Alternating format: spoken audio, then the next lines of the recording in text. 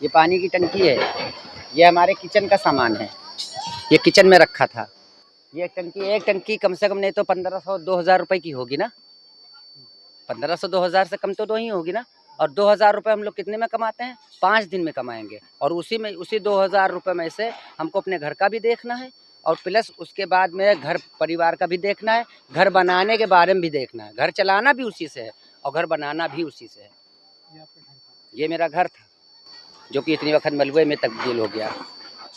सरकार हमें दे रही है, हमसे को उससे जिन्हें नाराज़गी नहीं है, लेकिन बशर्ते आपने हमको यहाँ से अगर हटाया है तो अगर वहाँ आप दे रहे हो, हमारी भलाई कर रहे हो हमारे लिए, तो कम से कम उसके ऊपर जो जुर्माना हमसे लिया जा रहा है वो ना लेते। घर के बदले घर देते, जुर्माना ना लेते।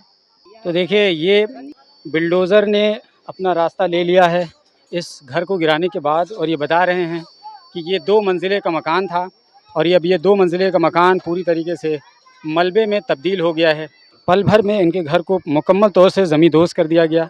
और ये देखिए जिधर आप नज़र दौड़ाएंगे यहाँ से लेकर वहाँ तक रोड तक, ये पूरी तरीके से भरा पूरा एक मोहल्ला था और इस वक्त ये मलबे की ढेर बन चुका है।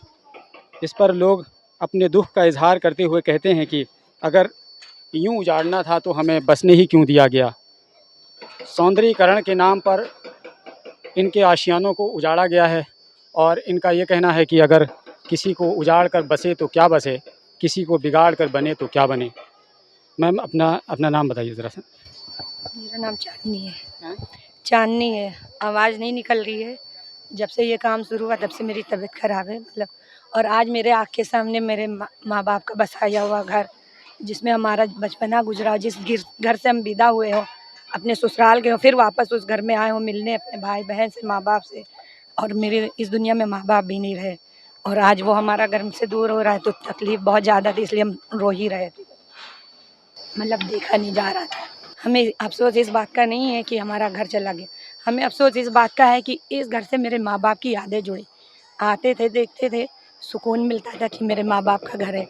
अब जहाँ उन्हीं ने बसाया वो मेरे माँ बाप का घर नहीं है, वो एलडीओ वालों का है, जो कि हमारा आशियाना उजाड़ के फिर उसके एवज़ में दे रहे हैं। हमें उनसे कोई शिकायत नहीं है। ठीक है, जितना बेहतर था बेहतरी कर रहे हैं, जितना उनको समझ में आया। शायद अल्लाह पाक को यही मंजूर था और आगे कुछ बेहतर मंजूर हो, क्योंकि हम लोग अल्लाह पे डिपेंड रहने वाले हैं। अगर अल्लाह को ये मंजूर नहीं होता ना तो वो उनके हुक्म के बिना कहते एक पत्ता नहीं हिलता है, हमारा आशियाना कैसे गिर जाता। लेकिन हाँ, जो करते हैं अल्लाह बेहतर करते हैं। शायद इसके बाद उनका फ़ैसला आना बाकी रहे, तो अभी उनका फ़ैसला बाकी, इस पे हम लोगों को विश्वास है। वो कोई बहुत बड़ा फ़ैसला लेंगे, जो कि शायद हमें लग रहा है सरकार भी नहीं ले पाई है, पूरी दुनिया मिल के नहीं ले पाएगी, जो वो लेंगे। और इसके एवज़ में वो कोई ना कोई जवाब देंगे भी। मुझे इस पे दिल से विश्वास है, हमें अल्लाह पे विश्वास है, क्योंकि कहते हैं कि उनकी लाठी में आवाज़ नहीं होती है लेकिन चोट बहुत गहरी पहुँचती है, जो कि इंसान पूरी लाइफ पूरी ज़िंदगी बर्दाश्त नहीं कर पाता है। ये मकान गिरा के तो हमें बर्दाश्त हो जाएगा, लेकिन जब वो ठेस पहुँचाएँगे तो फिर वो बर्दाश्त नहीं कर पाएँगे। इसलिए हमें अब अल्लाह के जवाब का इंतज़ार है और वो आएगा ज़रूर इंशाअल्लाह। घर टूटने से ये नहीं करे कि टूट गया बना नहीं पाएंगे, इससे बेहतर बनाएंगे इंशाअल्लाह। लेकिन जिन्हीं ने उजाड़ा है उनकी ज़िंदगी कैसे रहेगी, क्या रहेगा, वही जानेंगे। वो किससे शिकायत करने जाएंगे। हम तो कर भी ले रहे हैं, अल्लाह तो हमारी सुन भी ले रहे हैं और सुनेंगे। बाकी मुझे ज़्यादा बात नहीं करनी।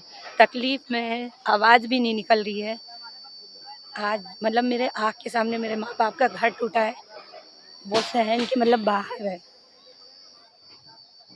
तो ये देखिए एक बहुत ही ज़बरदस्त एक दर्द है जो दिल से निकलती है, एक आह है जो दिल से निकलती है, क्योंकि उनकी यादों का आशियाना इनके नज़रों के सामने उजाड़ दिया जा रहा है। और उनके माँ बाप की यादें इनसे वाबस्ता हैं इन घरों से। ये जो दरो दीवार थी, ये अब जो ईंटें हैं, ये उनके यादों की गवाही दे रही हैं और इन्हीं ईंटों के बीच इनके यादों को दबा दिया गया है। ये कहती हैं बार बार अपने जज्बाती अंदाज़ में कि ऊपर वाला सुन रहा है, देख रहा है, ऊपर वाला इंसाफ़ करेगा, न्याय करेगा और ऊपर वाला इतना ज़बरदस्त न्याय करेगा कि उसके बाद फिर किसी न्याय की गुंजाइश नहीं बचेगी। दरअसल ये बहुत दर्द भरे लहजे में बयान करने वाली बातें हैं। ये वही समझ सकता है इन बातों को जिनका आशियाना उजड़ा हो, क्योंकि कहा जाता है कि उम्र बीत जाती है एक घर बनाने में, तुम तरस नहीं खाते बस्तियां गिराने में।